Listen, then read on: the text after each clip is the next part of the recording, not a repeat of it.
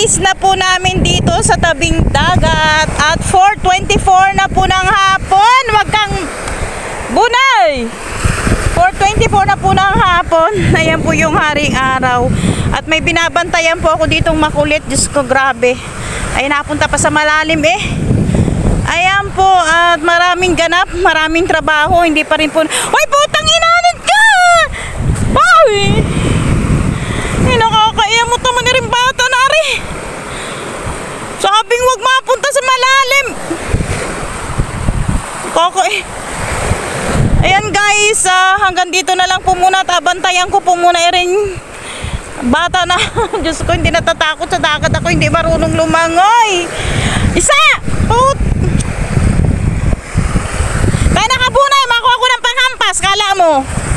Teka lang, makuha ko ng pamalo. Umanda ka sa akin. Alam nyo ba guys kung bakit may dala akong pamalo?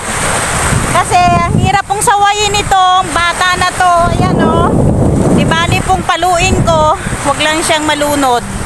Ayan o. Diba? O, ayan o. Ang lahaba ho ng pamalo ko guys. Ganyan. Tingnan nyo. Mga ilang ruler ba to? Mga 3 ruler mahigit. O, ayan o. Tingnan nyo guys. Walang katakot-takot. Ay, nako! Tingnan.